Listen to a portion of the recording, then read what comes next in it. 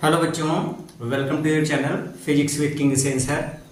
बच्चों, आज हम लेकर के आए हैं आप लोगों के लिए एक नई यूनिट जिसका नाम है काइनेमेटिक्स।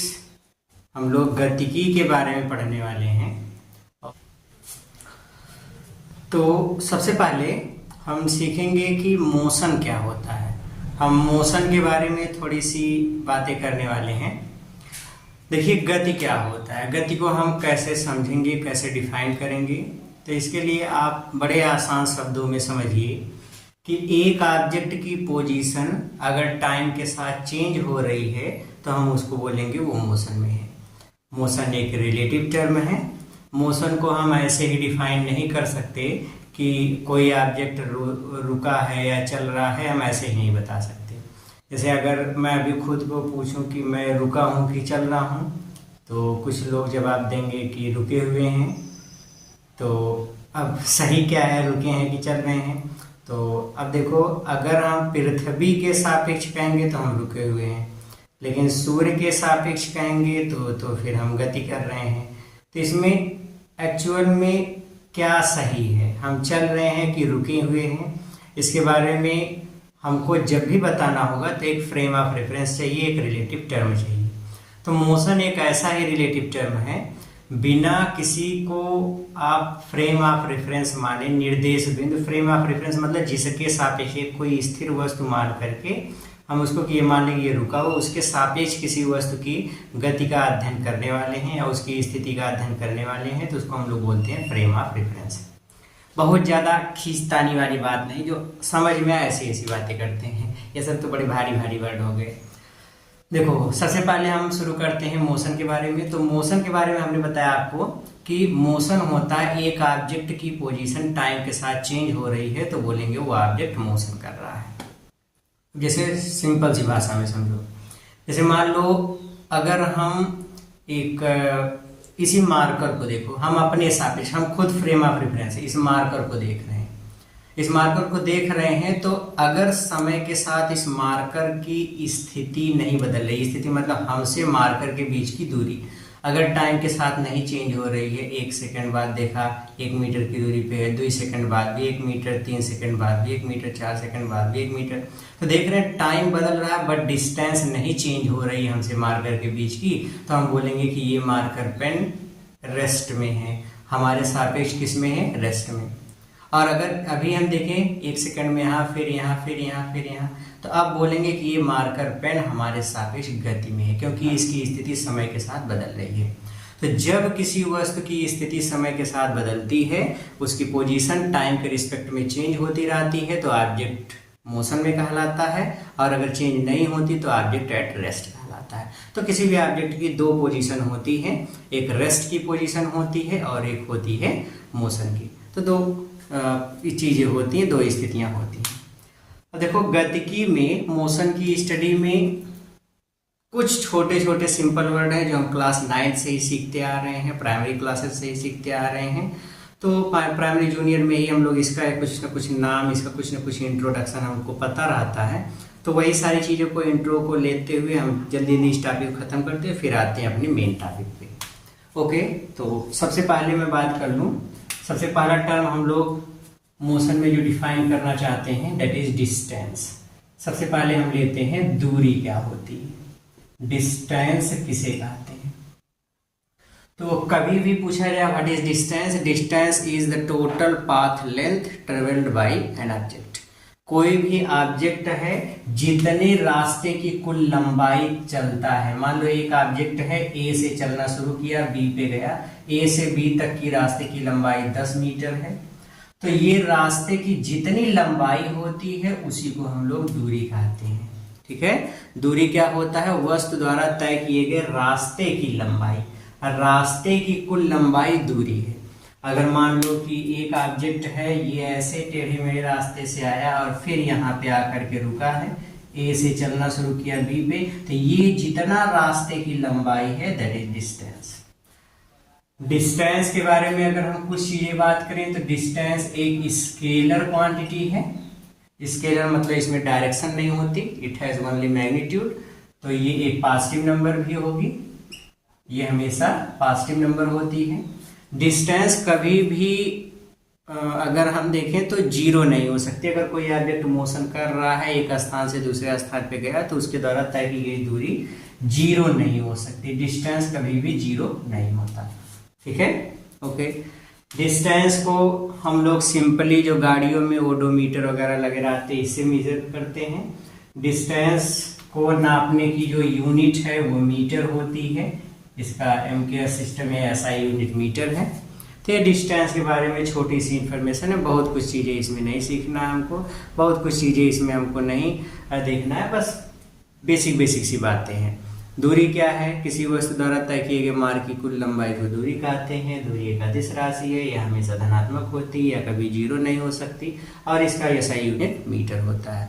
बस एकदम खट्ट से ये हो गई दूरी। खट्ट से दूरी के बाद पट्ट से विस्थापन पे आते हैं। ठीक है, देखते हैं कि डिस्प्लेसमेंट क्या होता है। ओके, तो ये तो पहला टर्म हमने एक्सप्लेन किया डिस्टेंस के बारे में। अब दूसरी चीज देखते हैं, व्हाट इज डिस्प्लेसमेंट। इसको हम लोग कहते हैं विस्थापन। तो विस्थापन क्या होता है बच्चा? डिस्प्लेसमेंट किसे कहते हैं? आ जाओ इसके बारे में समझते हैं। देखो, डिस्प्लेसमेंट होता है एक ऑब्जेक्ट, मान लो कहीं चलना शुरू किया किसी पॉइंट से, एक ऑब्जेक्ट यहां से चलना शुरू किया और गति करते करते करते करते करते करते ऐसे घूमते घूमते फिर यहाँ पे चला आया क्यू पर।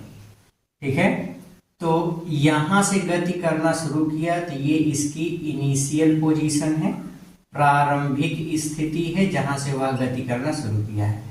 यहाँ पे वह आकर के रुका है तो ये इसकी फाइनल पोजीशन कहलाएगी, अंतिम स्थिति कहलाएगी। ठीक है, एक ऑब्जेक्ट जब मोशन करना शुरू करता है तो प्रारंभिक स्थिति और अंतिम स्थिति के बीच की सीधी लंबाई, दिस डिस्टेंस, दिस लेंथ, एकदम सीधी लंबाई को ही हम लोग बोलते हैं डिस्प्लेसमेंट। क्या बोलते हैं? डिस्प्लेसमेंट। तो याद रखो, किसी गतिशील वस्तु द्वारा तय किए गए मार्ग में प्रारंभिक स्थिति और अंतिम स्थिति के बीच की जो न्यूनतम लंबाई तब होगी जब सीधी लंबाई होगी। अब हम अगर इधर इस रास्ते से होके चल रहे हैं, इधर वाली दूरी नाप रहे हैं, फिर तो हम डिस्टेंस मेजर कर रहे हैं। लेकिन अगर हम जहां से चला जहां पहुंचा इनके बीच की सीधी लंबाई ले रहे हैं तो वो चीज क्या कहलाएगी? डिस्प्लेसमेंट। तो एकदम सिंपल सा कॉन्सेप्ट है, displacement is a straight distance, मतलब ये सीधी लंबाई होती है, इसमें कहीं इधर उधर जाने की जरूरत नहीं है। एकदम सीधे लंबाई, जहां से चलना शुरू किया और जहां पे पहुंचा एकदम सीधे देख लो वही रास्ता, आप एकदम सीधे सीधे वही चीज क्या कहलाएगा? डिस्प्लेसमेंट। उदाहरण के लिए समझो, जैसे मान लो हम अपने घर से चलना शुरू किए और हमको स्कूल तक जाना है, और वो घर से स्कूल तक का रास्ता कैसे है? यहाँ से देखो हम इधर गए, फिर ऐसे गए, फिर मुड़े, तब सामने स्कूल पहुंचेगा। मतलब यहाँ से चले, इधर आए, फिर यहाँ पहुंचे, तब सामने स्कूल है। अब हमको, अगर हम उस रास्ते से हो करके जाते हैं तो ये हमने डिस्टेंस ट्रेवल किया। लेकिन अगर हम यहीं से चलना शुरू किए, एकदम सीधे स्कूल पे पहुंचे, यहाँ से चलना शुरू किए, खेत ओत में से मेड़ ओड़ ऐसे नहर वहर डाकते हुए इसी स्कूल पे पहुंच गए, तो जो सीधी लंबाई हमने तय किया दैट इज डिस्प्लेसमेंट। ऐसे अगर जाते तो वो चीज़ क्या कहलाता? वो चीज डिस्टेंस। सीधी लंबाई क्या है? डिस्प्लेसमेंट। ओके, अब डिस्प्लेसमेंट की कुछ बातें इस पे समझ लो। जैसे डिस्प्लेसमेंट एक वेक्टर क्वांटिटी होती है। क्या होती है? Vector quantity. और इसकी डायरेक्शन हम अपने अकॉर्डिंग जिधर भी, चाहे इनिशियल पोजीशन टू फाइनल या final position to initial position ले सकते हैं। तो ये होता है इसकी डायरेक्शन, तो ये एक वेक्टर क्वांटिटी है। नेक्स्ट चीज, डायरेक्शन अगर इसमें है तो डायरेक्शन के कारण या वेक्टर क्वांटिटी होने के कारण it may be positive, it may be negative. तो ये पॉजिटिव या निगेटिव कुछ भी हो सकता है। डिस्प्लेसमेंट पॉजिटिव भी हो सकता है, निगेटिव दोनों हो सकता है। तीसरी चीज ये है कि जो डिस्प्लेसमेंट होता है इट मे बी जीरो, तो ये जीरो भी हो सकता है। अब कैसे जीरो हो सकता है? जैसे मान लो कि हम यहाँ बिंदु ए से चलना शुरू किए, यहाँ पे हमारा घर है, और यहाँ से ऐसे रास्ते से होते होते यहाँ पे हमको मिल गया अंबारी चौराहा, अंबारी पहुंच गए। अंबारी से ऐसे घूमते घूमते घूमते आ गए यहाँ पे स्कूल। स्कूल है ये स्कूल है हमारा सोनी चिल्ड्रन इंटर कॉलेज वाला, ये स्कूल है। ओके, तो यहां से हम चलना शुरू किए तो ये हमारी इनिशियल पोजीशन हुई, ये हमारी इनिशियल पोजीशन हुई। और यहाँ पे हम चलते चलते यहाँ पे गए और यहाँ पे जाने के बाद फिर वापस लौटते लौटते लौटते फिर घर चले आए। तो यही घर पे फिर वापस आ गए तो हमारी यही घर की फाइनल पोजीशन भी हो गई। ध्यान से सुनो, हम क्या किए, मान लो हमको टिफिन देने जाना था किसी को, कोई घर का पढ़ रहा है टिफिन भूल गया, तो हम घर से टिफिन लिए और गए सन्न से स्कूल, और स्कूल से फिर भन्न से ऐसे लौट करके घर चले आए। तो घर से ही चले थे तो वो हमारी इनिशियल पोजीशन थी, प्रारंभिक स्थिति, और फिर घर पे ही चले आए तो हमारी फाइनल पोजीशन भी वही होगी। तो दोनों पोजीशन एक का है। जब दोनों पोजीशन एक का है तो फाइनल और इनिशियल पोजीशन के बीच की जो मिनिमम लेंथ, स्ट्रेट लेंथ होती है, वही डिस्प्लेसमेंट। जब दोनों पॉइंट ये एक का है तो डिस्प्लेसमेंट कितना हो जाएगा, 0। डिस्प्लेसमेंट कितना हो जाएगा, 0। कितना हो जाएगा, 0। तो इस तरीके से देखते हैं, अगर इनिशियल और फाइनल पोजीशन एक ही मिल जाएंगे तो डिस्प्लेसमेंट 0, तो डिस्प्लेसमेंट 0 हो सकता है। बट अगर यहाँ डिस्टेंस पूछी जाए तो डिस्टेंस 0 नहीं होगी। इधर से चले तो लंबाई, फिर वापस आए फिर लंबाई, तो दोनों रास्तों की लंबाई ऐड कर देंगे, मतलब रास्ते की कुल लंबाई डबल हो जाएगी। यहाँ पे डिस्टेंस 0 नहीं होगी जबकि डिस्प्लेसमेंट 0 हो जाएगा। बात आ रही समझ में? तो ये होता है, इस तरीके से हम लोग डिस्प्लेसमेंट देख लेते हैं। डिस्प्लेसमेंट की भी एसआई यूनिट क्या होती है, मीटर। इसकी भी एसआई यूनिट क्या होता है बच्चा, मीटर। ये तो ये होता है डिस्प्लेसमेंट। क्लियर हो गया? तो डिस्टेंस और डिस्प्लेसमेंट इस तरीके से कैलकुलेट करते हैं। मिटा दें इसको। ओके, अब आते हैं डिस्टेंस और डिस्प्लेसमेंट, दो चीजें तो क्लियर हो गई। अब बात कर लेते हैं थोड़ा सा।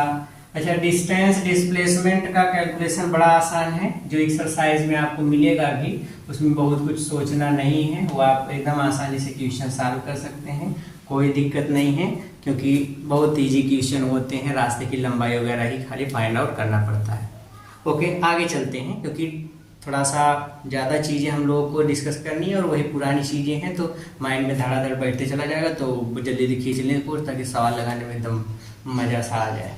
ओके, आ जाते हैं, तीसरा टॉपिक लेते हैं, इसको हम बोलते हैं चाल। क्या बोलते हैं? चाल या स्पीड। ओके, देखते हैं चाल क्या होती है। चाल होती है बच्चों किसी भी एक ऑब्जेक्ट के द्वारा जो मोशन में हो, the distance travelled by an object in unit time is known as speed.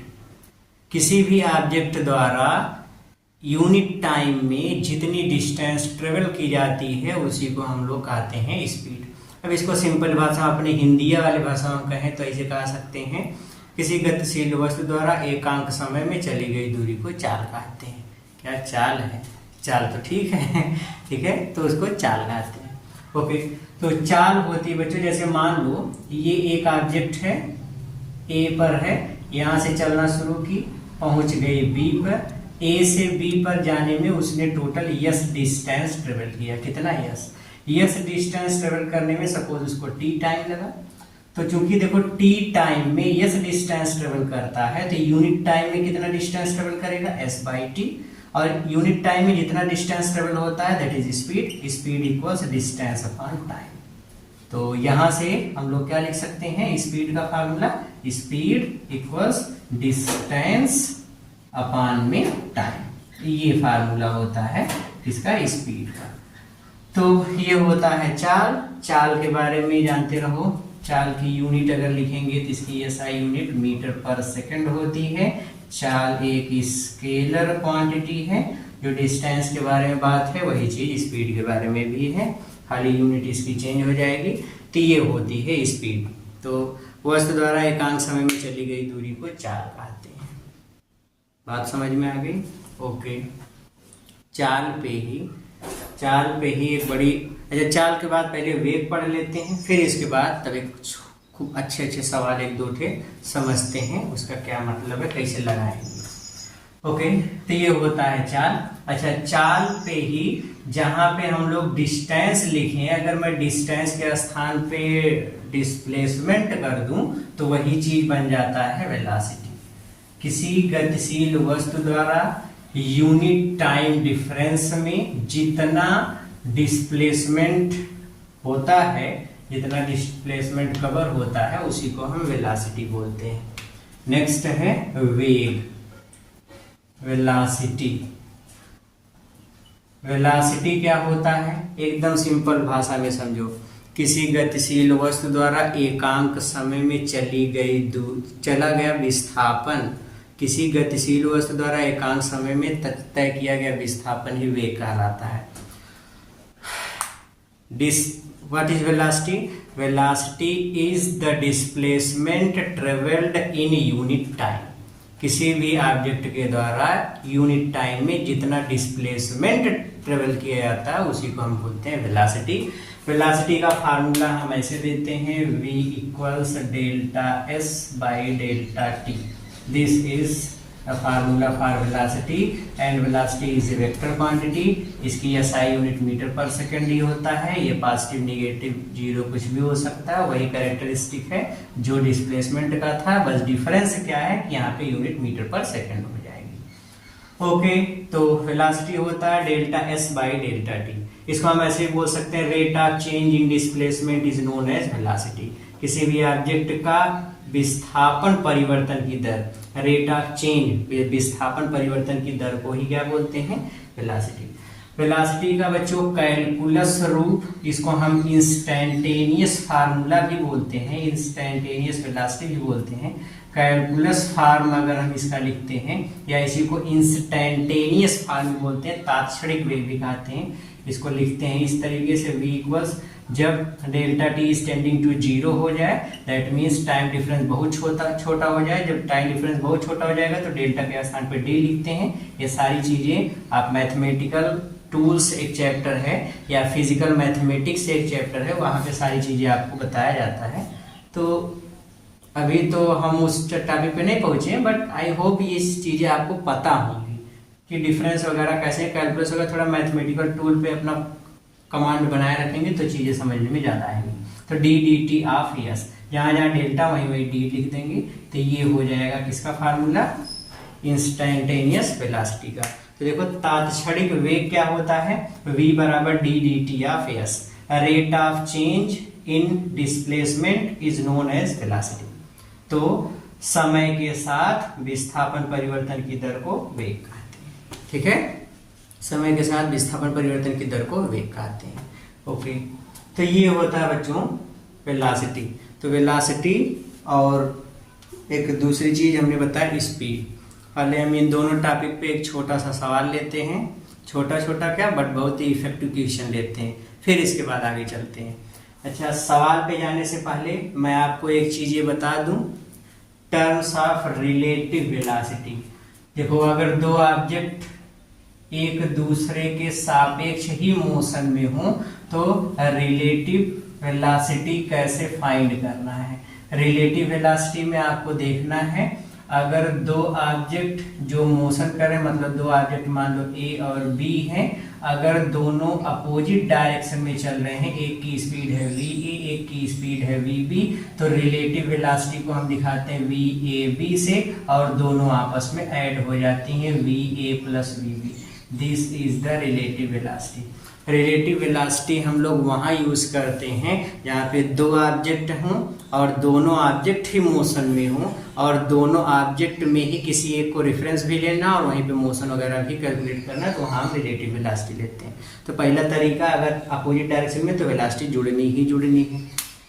फिर दूसरा, अगर मान लो दोनों सेम चल रहे हैं, एक वी ए है एक की स्पीड और दूसरा भी इसी डायरेक्शन में चल रहा है, वी बी है इसकी स्पीड, ये ए है ये बी है, अगर हम ये कहते हैं कि V A is greater than V B, तो रिलेटिव स्पीड हो जाएगी या relative velocity V A B बराबर, जो बड़ा होगा उसमें से छोटे वाले को घटा देंगे। This is the formula. Okay, तो रिलेटिव वेलोसिटी में ये इंपॉर्टेंट चीज है, आपको ये बात समझ में आनी चाहिए कि जो बड़ा वेग होगा उसमें से छोटे वाले वेग को घटा देना, अगर सेम डायरेक्शन है तो, अपोजिट डायरेक्शन है तो दोनों को ऐड कर देना है। इतनी बात तो I hope you understand very well. Okay, अभी इस पे वो चीज तब तक मजा नहीं आएगा जब तक हम उस पर सवाल न लगा लें। ओके, सवाल पे आते हैं। आ जाओ, एक खूबसूरत सा एक क्यूट सा नाटी सा सवाल देखते हैं। अब आप कहेंगे सर सवाल भी नाटी होने लगे। बिल्कुल, सवाल तो बहुत ही बदमाश होते हैं। कुछ सवाल तो ऐसे बदमाशी करते रहते हैं ना कि हम लोग खुद कलम वलम तोड़ के फेंक देते क्या है ये तो बहुत बदमाश होते हैं सवाल कुछ, इसीलिए हमने कहा कुछ खूबसूरत सा सवाल होगा बट नाटी क्वेश्चन है। आ जाओ, ध्यान से देखो, हमने क्या कहा, हमने ये कहा कि मान लीजिए कि एक ऑब्जेक्ट है, ये है ए, ये इस डायरेक्शन में चल रही है 10 मीटर पर सेकंड की स्पीड से, और एक ऑब्जेक्ट है, ये है। अच्छा, ये क्वेश्चन हम थोड़ा सा पहले बढ़िया से सेटअप कर लें, आप ध्यान से समझते रहो। देखो, हमने बोल दिया कि यहाँ पे एक मान लो रेलगाड़ी है, ये रेलगाड़ी है, यहाँ रेलगाड़ी एक इंजनवा है और यहाँ पे वो ड्राइवरवा है जो इसको चला रहा है, बहुत खुश भी है। ये रेलगाड़ी के इस पूरे इंजन सहित इस पूरे ट्रेन की लंबाई दी गई है 700 मीटर। कितना है? 700 मीटर। एक दूसरी ट्रेन है, वो यहाँ पे है और इस दूसरे ट्रेन की लेंथ भी है 700 मीटर, दोनों की लेंथ समान है। इसका ड्राइवर इधर है, तो ये इसका मतलब ये है कि ये इस डायरेक्शन में ट्रेन को लेके आ रहा है, ये इस डायरेक्शन में ट्रेन को लेके आ रहा है। This speed is VA which is equals 5 metre per second, और ये इस डायरेक्शन में लेके आ रहा है, ये ट्रेन है B। मान लो ये ट्रेन A थी, ये थी ट्रेन B, ये इस डायरेक्शन में आ रहा है with the speed of 3 metre per second. कहा गया कि किसी क्षण ये दोनों ट्रेन एक दूसरे से मान लो कि 100 मीटर की डिस्टेंस पे थी। कितनी दूरी पर? 100 मीटर की। अब पूरा क्वेश्चन खूब अच्छे से हम ऐसे समझाते हैं। कैसे समझाते हैं? ऐसे देखो, एक ट्रेन इधर थी, ये एक ट्रेन है, एक दूसरा की ट्रेन है, दोनों एक दूसरे से अभी 100 मीटर की दूरी पर आ रही हैं, एक दूसरे की तरफ आ रहे हैं और किसी क्षण हमने देखा 100 मीटर की दूरी पर है। ये इधर चल रही 5 की रफ्तार से, इधर चल रही 3 की रफ्तार से। दोनों को कहा गया दोनों एक दूसरे को कितने समय में पार कर लेंगी। Find the time when they crossed each other. जब वो एक दूसरे को क्रॉस करके चली जाएंगी, कितना समय लगेगा दोनों ट्रेन को एक दूसरे को पार करने में। तो कैसे फाइंड आउट करना है? यहाँ पे देखो, रिलेटिव वेलोसिटी वाली बात आ गई। अब यहीं पे आपको क्या समझना है? यहाँ पे आपको क्या समझना है? तो आपको यहाँ पे ये समझना है कि दोनों की वेलोसिटी अपोजिट है तो एक दूसरे को जल्दी पार कर लेंगी। अगर दोनों सेम डायरेक्शन में होती तो कुछ न कुछ टाइम लग जाता, तो यहाँ पे एक दूसरे को बड़ी जल्दी पार कर लेंगी। अच्छा, यहाँ पे हम कैसे सवाल लगा रहे हैं, थोड़ा सा इसको देखो। अल्टीमेटम हमारा क्या होना चाहिए? The main ultimatum is to find the total distance and the total velocity, that is relative velocity. So we get the relation speed equals distance upon time. That's it. Okay. सबसे पहले हमको ऐसे सवालों में टोटल डिस्टेंस फाइंड आउट करना होगा, तो हम टोटल डिस्टेंस फाइंड करते हैं। What is total distance? तो टोटल डिस्टेंस देखो, यहां से यहां तक की टोटल डिस्टेंस कितनी है? तो यहां से यहां तक की टोटल डिस्टेंस हम देख रहे हैं कितनी है, तो 700 100 700, टोटल कितना हो गया? 1500, 1500 मीटर, इतनी डिस्टेंस है। अब स्पीड कितनी है? टोटल स्पीड, जिसको हम लोग बोलते हैं रिलेटिव स्पीड, तो VAB direction is opposite, so we at each other, तो ये है, दोनों को ऐड कर दिया तो 5 + 3 इक्वल्स 8 मीटर पर सेकेंड। तो स्पीड रिलेटिव स्पीड कितनी हो गई? 8 मीटर पर सेकेंड। ओके, अब हमसे पूछा है कितने समय पार कर लेंगी, तो वेरी इजी क्वेश्चन, चूंकि speed equals distance upon time, so VAB equals distance upon में time, so time equals distance, yes equals 1500 upon में स्पीड कितनी है 8। Okay, so we have solve this. तो इसको कट पिट करो, तो इसको 4 से काट देते हैं तो या 2 से काट देते हैं तो 2 चौक 8, इसको 2 से काटोगे 2 सत्ते 14, 750 हो गया। फिर 2 से काट दो 2 दूनी 4, 2 से इसको काट दोगे तो 2 तीन 6, 2 दूनी 2 सत्ते 14, 2 पच्चे 10, इतना हो जाएगा। फिर से 2 तीन 6, 2 सत्ते 14, 2 पच्चे 10, फिर से इसको 2 से काट दो तो t इक्वल्स कितना मिल जाएगा, 2 1 कम 2, 2 अट्ठे 16, 2 सत्ते 14.5 इतने सेकंड। तो कितना टाइम लग जाएगा टोटल, तो 187.5 सेकंड। इतने टाइम में दोनों ट्रेनें एक दूसरे को फटाक से क्रॉस कर लेंगी। अब 180 सेकंड का लगभग 187 सेकंड का मतलब लगभग कितना है, 3 मिनट के लगभग। फिर भी तो लंबाई देखो 700 मीटर लंबी है, 700 मीटर बहुत होता है, जैसे मालगाड़ी टाइप वैसे ट्रेन है। क्या सवाल था। ओके, तो इस तरीके से बहुत ज़्यादा घबराने की जरूरत नहीं है, एकदम इजी क्वेश्चन है। अगर अपोजिट डायरेक्शन में तो वेलोसिटी देखो यहाँ पे जुड़ गई, सब कहानी खाई रिलेटिव वेलोसिटी के लिए। अगर मैं यहीं पे आपसे ये बोल देता, अगर मैं आपसे यहीं पे ये बोल देता कि नहीं 2 ट्रेनें हैं और दोनों सेम डायरेक्शन में चल रही है, जैसे एक छोटा सा क्वेश्चन एकदम सेम इसी तरीके से। देखो ध्यान से सुनो, एक रेलगाड़ी है, बात ध्यान से सुनो, एक रेलगाड़ी है इस डायरेक्शन में चल रही है ए, इसकी लेंथ उतने है 700 मीटर। ओके, ये इस डायरेक्शन में चल रही है 5 मीटर पर सेकंड की स्पीड से। एक रेलगाड़ी है, दूसरी रेलगाड़ी है, यहाँ पे ये इस रेलगाड़ी की भी लेंथ कितनी है 700 मीटर, इतनी ही है। अब ये रेलगाड़ी इस डायरेक्शन में चल रही है 3 मीटर पर सेकंड की स्पीड से, दोनों के बीच की डिस्टेंस कितनी है 100 मीटर। हमने कहा कि वो टाइम बताओ जब ए वाली रेलगाड़ी बी वाली रेलगाड़ी को पार कर जाएगी। क्या हमने कहा, वो टाइम बताओ जब रेलगाड़ी ए रेलगाड़ी बी को पार कर जाएगी।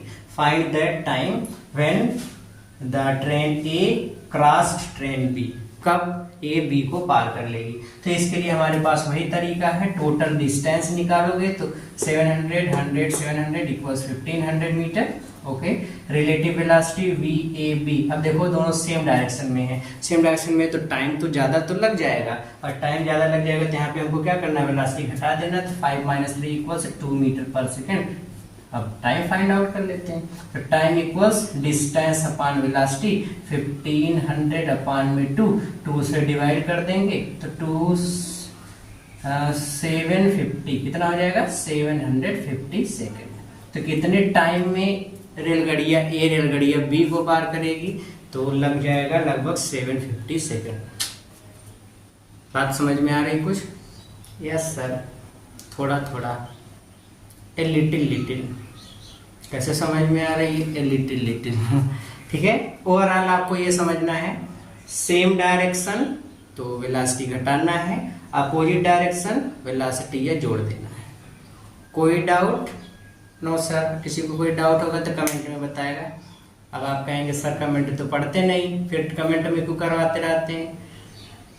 फीलिंग हैप्पी और कुछ नहीं, feeling happy, just feeling happy. Okay, तो आप कमेंट करते रहिए, हम भी कमेंट कभी कभी देख लेते, बहुत लोग कमेंट कर रहे, बहुत ऑप्शन, हाँ ऑप्शन आंसर बस देख लेते हैं, हाँ बच्चे पढ़ रहे हैं, परम सुखम और कुछ नहीं। ठीक है, तो कमेंट करते रहेंगे। ओके, मिटा देते हैं। तो ये तो पहला क्वेश्चन था ऐसे। अच्छा, इसी पे एक और छोटा सा सवाल हम ले लेते हैं और देखते हैं वो क्वेश्चन कैसे लगेगा, फिर उसके बाद अगले टॉपिक पे चलते हैं। व्हाट इज द छोटा सवाल वाइज? छोटा वाला सवाल क्या है, आ जाओ उसको देखते हैं। सबसे पहले देखो, हमसे यहाँ पे कहा गया कि मान लो एक ट्रक है, इस डायरेक्शन में चल रहा है, इस डायरेक्शन में चल रहा है। मान लो ये ट्रक है पी, नहीं पी से नहीं, ए से ही दिखाते। मान लो ये ट्रक है, ये ट्रक इस डायरेक्शन में चल रहा है, किस स्पीड से? With the speed of 40 kilometre per our की स्पीड से। यहाँ पे एक ट्रक है, इस डायरेक्शन में आ रहा है। एक दूसरा ट्रक है, वो इस डायरेक्शन में आ रहा है, इस डायरेक्शन में आ रहा है, और इसकी स्पीड है 60 किलोमीटर पर आवर, इतनी है। दोनों ट्रक के बीच की डिस्टेंस है, सपोज डिस्टेंस इसके बीच की है, हम मान लेते हैं 20 किलोमीटर, कितनी है 20 किलोमीटर। ओके, एक कोई छोटा सा कीड़ा है उड़ने वाला, ऐसे उड़ रहा है, एक छोटा सा कोई कीड़ा है, वो देखो ऐसे उड़ रहा है, यहाँ ट्रक से इस वाले ट्रक से चल रहा है इस वाले ट्रक की ओर, और फिर इधर से तुरंत आ रहा है इधर, फिर इधर से जा रहा है इधर, फिर इधर से जा रहा है इधर, फिर इधर से जा रहा है इधर, इधर से आ रहा है इसे। बात समझो क्या कहा जा रहा है। और जो ये कीड़ा जो इधर उधर इधर उधर ऐसे उड़ रहा है, ये कीड़े की स्पीड, इस इंसेक्ट की स्पीड ऑफ दैट कीड़ा इंसेक्ट, VI मान लेते हैं इसकी स्पीड है।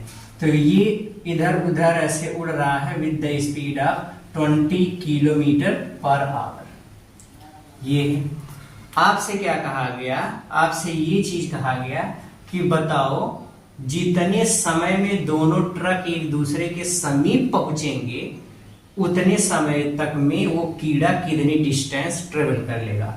Find how much distance this insect travels at which the both truck are close या meet to each other।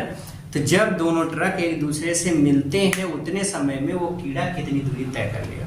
पहले सवाल समझो, देखो जब तक सवाल समझेंगे नहीं, दैट सवाल wise make for our a very very large बवाल। तो सवाल जब तक नहीं समझे तो बवाल बहुत बड़ा रहेगा।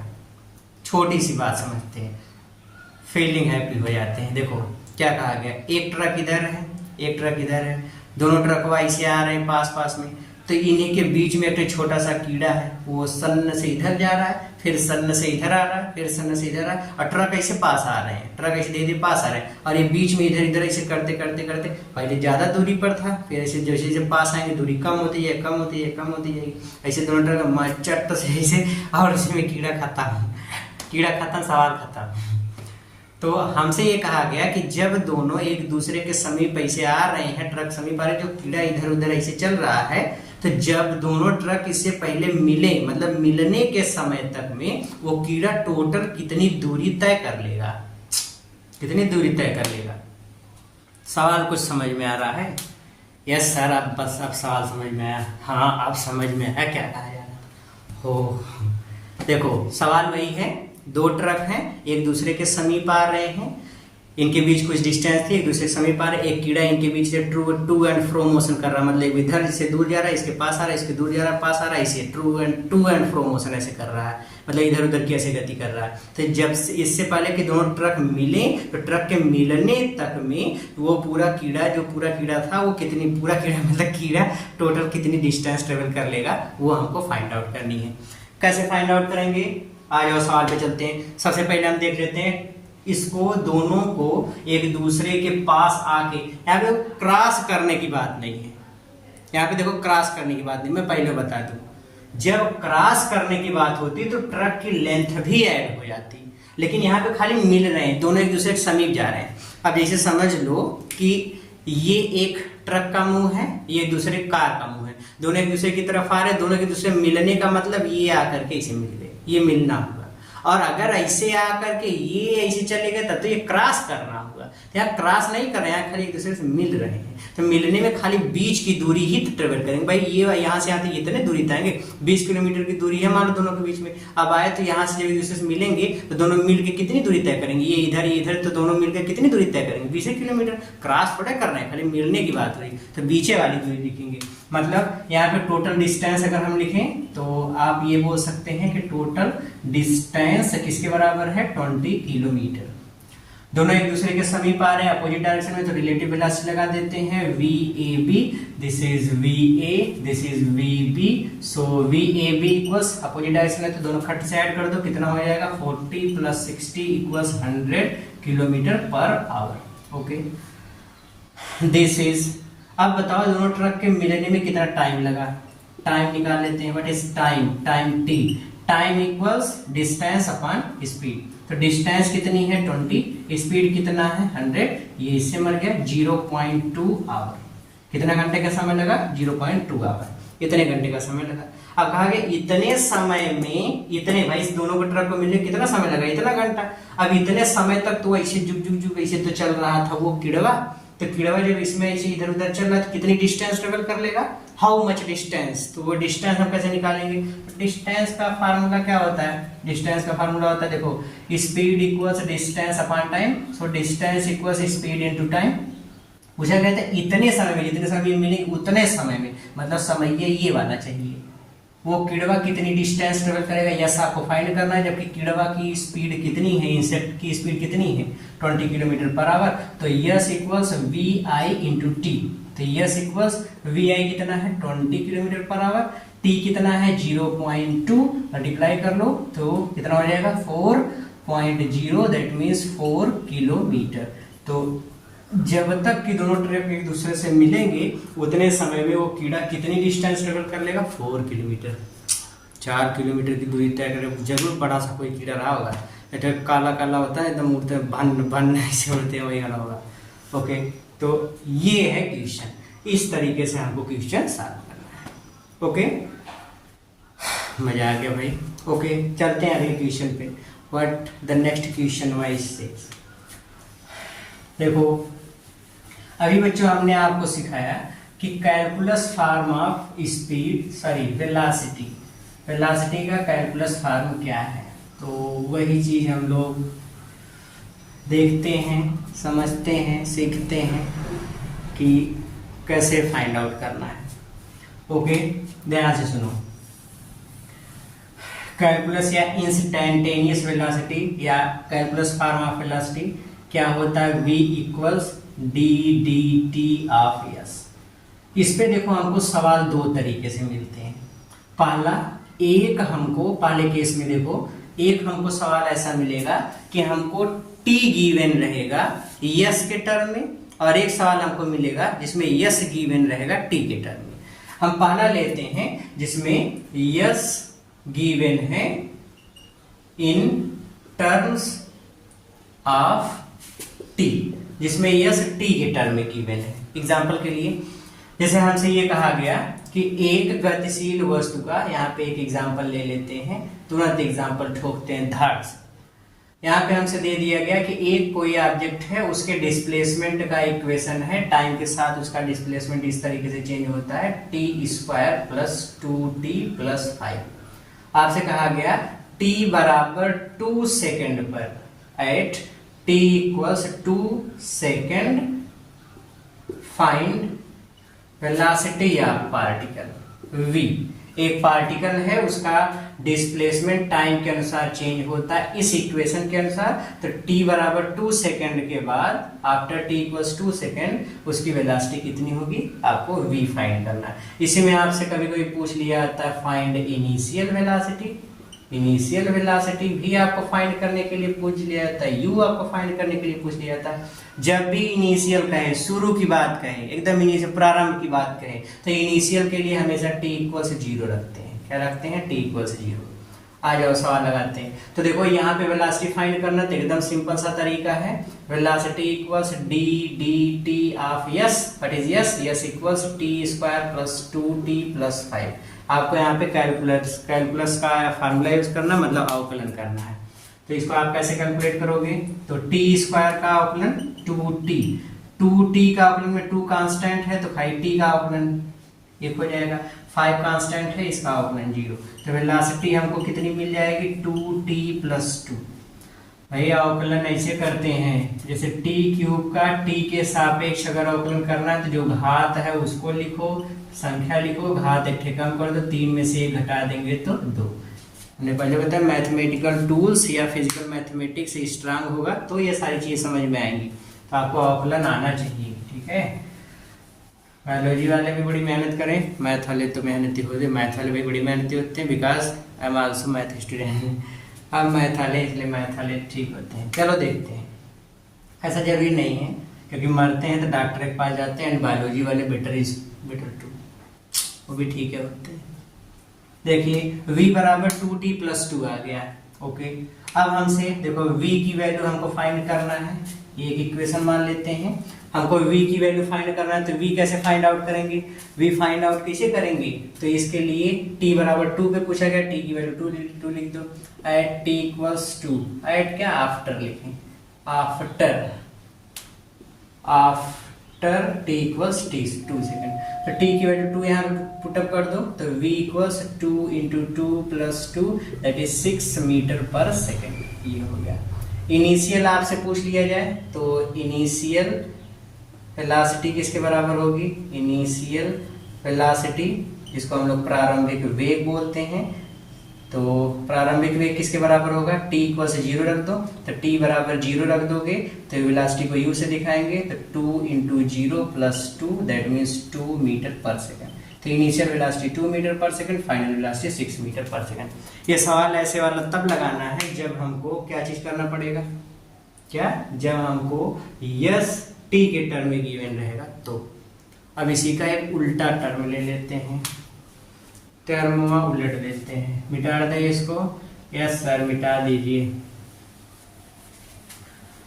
आ जाओ, मिटा मिटा करके लगाते हैं, ऐसे लगाते रहते हैं सवाल। अगला टर्म, अगले में देखो आपको यस टी के टर्म में गिवन था, अब अगला केस है, केस सेकेंड, कि टी का फॉर्म जो टी है ये गिवन है इन टर्म्स ऑफ यस। हमसे ये कहा गया है एक वस्तु का जो समय है वो विस्थापन के अनुसार इस तरीके से बदल रहा है, उसका इक्वेशन दिया गया है, टी इक्वल्स हमको दिया गया है यस स्क्वायर प्लस 5 या प्लस यस क्यूब, एक इक्वेशन ऐसे लिख लेते हैं yes cube plus yes square, इतना दिया गया है। आपसे कहा गया, आपसे क्या कहा गया, find velocity of particle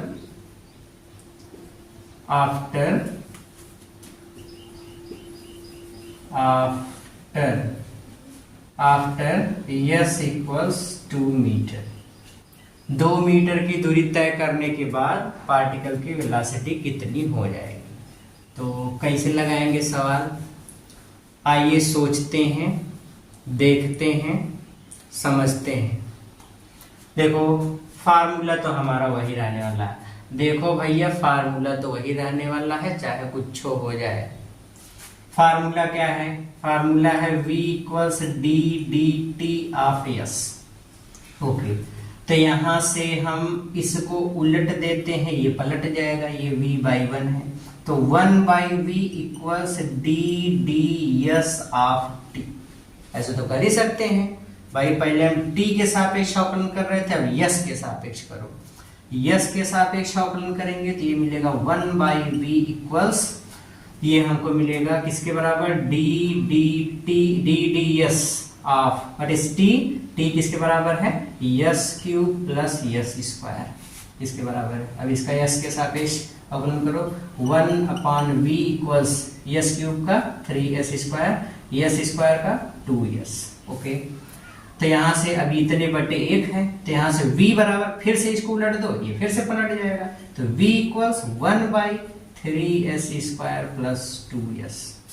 okay, v का देखो मान हमको मिल गया, ये v का समीकरण हो गया।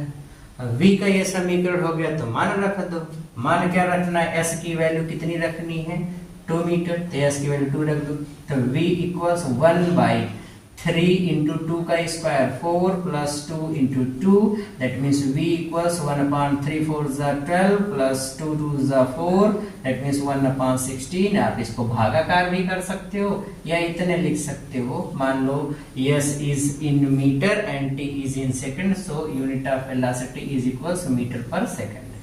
सो this is how we solve this question. तो वेलोसिटी देखो, अगर t के टर्म में दिया है तो पहले वाला तरीका, अगर यस के टर्म में दिया है तो ये वाला तरीका, ऐसे सवाल लगाना है। कोई पूछे कैसे सवाल लगाना है तो हम बोलेंगे ऐसे सवाल लगाना है। Okay, good, very good. Very very good, समझ गए तो। ओके, अब आते हैं एक अलग लेवल की टॉपिक पे। आई थिंक अब इसको मिटा देना चाहिए और एक लास्ट टॉपिक डिस्कस कर लेनी चाहिए, which is acceleration and average. Acceleration and average. देखो बच्चों, एवरेज स्पीड और एवरेज वेलोसिटी, देखो जब मैं एवरेज वेलोसिटी कहूँगा तो आप इस डिस्टेंस की जगह डिस्प्लेसमेंट कर लेंगे, बाकी हम खाली एक टर्म को डिफाइन करने जा रहे हैं, that is average speed. Average speed क्या होती है? एवरेज स्पीड होता है total distance upon total time, किसी वस्तु द्वारा तय किए गए मार्ग की कुल लंबाई, जितनी दूरी वो तय कर रहा है कुल दूरी बटे कुल समय, टोटल उस दूरी को तय करने में जितना समय लगा, that is known as average. तो हम यहाँ से फार्मूला लिख लेते हैं। अगर हम एवरेज स्पीड की बात करते हैं तो एवरेज स्पीड या एवरेज वेलोसिटी, वेलोसिटी में डिस्प्लेसमेंट हो जाएगा, स्पीड में डिस्टेंस हो जाएगा, बस डिफरेंस इतने का है।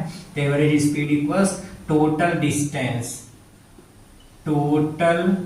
Distance divide by total time, ये इसका फार्मूला है। तो एवरेज स्पीड हम लोग ऐसे फाइंड आउट करेंगे। ओके, इसमें कोई तकल्लुफ नहीं होनी चाहिए आपको, ठीक है। और अगर हम एवरेज वेलोसिटी की बात करते तो एवरेज वेलोसिटी लिखते थे यहीं पे total displacement upon total time हो जाता। ओके, अभी इस पे एक क्वेश्चन हम ले लेते हैं और वो क्वेश्चन क्या है, अच्छे से ध्यान से समझो। देखो, कहा गया कि एक ऑब्जेक्ट है, वो किसी दूरी में से एक ऑब्जेक्ट किसी दूरी में से आधी दूरी को तय करता है with the speed of k metre per second. किस स्पीड से? k metre per second speed या k स्पीड से तय करता है। शेष जो रिमेनिंग आधी डिस्टेंस बचती है उसको ट्रेवल कर रहा है मान लो 4k की स्पीड से। तो कहा गया पूरी यात्रा में टोटल इस पूरी जर्नी में उसकी एवरेज वेलोसिटी क्या होगी। पहले सवाल समझते हैं, मैं सवाल क्या कह रहा हूँ ये समझो। देखो, मान लो कोई ऑब्जेक्ट चलना शुरू करता है, जैसे मान लो एक गाड़ी है, अंबारी से शाहगंज चलना शुरू करती है। तो अंबारी से शाहगंज के बीच कुछ डिस्टेंस होगी, आई डोंट नो कितनी डिस्टेंस है, डजंट मैटर कितनी डिस्टेंस है। ओके, तो हमसे ये कहा गया कि जब वो चलना शुरू करती है तो उसमें से आधी डिस्टेंस को वो ट्रेवल करती है with the speed of k, और शेष जो आधी दूरी बचती है उसको ट्रेवल करती है with the speed of 4k। कितनी स्पीड से? 4k स्पीड से। तो बताएगा पूरी जर्नी में उसकी एवरेज स्पीड कितनी है, पूरी जर्नी में उसकी एवरेज स्पीड कितनी है। Find the average speed in the whole journey. Okay, मैं यहाँ पे आपको ऑप्शन दे देता हूँ। ये ऑप्शन है, पहला है 4/5k, दूसरा है 8/5k, और फिर तीसरा है 9/5k, और लास्ट है नन ऑफ दीज। इनमें से कुछ नहीं, कोई भी ऑप्शन सही नहीं है। तो कैसे लगाएंगे, आ जाओ देखते हैं। मान लेते हैं इस दोनों के बीच की टोटल डिस्टेंस थी x। अब आपको मान लो आधी दूरी इस पॉइंट C तक है, तो आधी दूरी कितनी हो गई x/2, शेष आधी दूरी कितनी हो जाएगी x/2। मान लो इस x/2 को ट्रेवल करने में t1 टाइम लगा, इसको ट्रेवल करने में t2 टाइम लगा। तो टोटल टाइम निकाल लें, तो total time equals t1 plus t2। t1 time equals distance upon speed, समय बराबर दूरी बटा चाल। तो टाइम इक्वल्स डिस्टेंस, पहले हाफ डिस्टेंस कितनी x/2 इंटू स्पीड कितनी है k। ओके, फिर प्लस दूसरे वाले में डिस्टेंस कितनी है x/2 इंटू स्पीड कितनी है 4k, इतना हो गया। तो ये हो जाएगा x/2k प्लस x/8k। सो ये हो जाएगा total time, let us total time is t।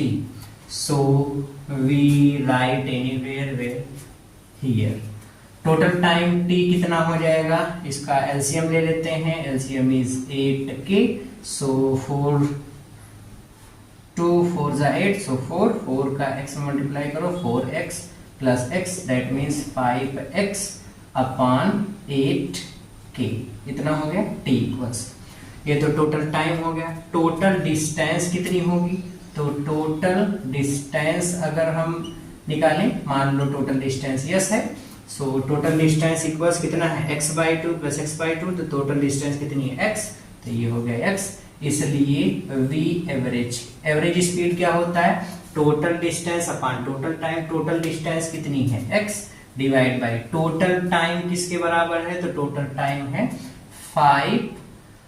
5x by 8k, so x से x मर गया, 8k इज गोइंग टू ऊपरा, तो 8k अपॉन 5, तो v एवरेज इक्वल्स कितना हो गया 8k अपॉन 5।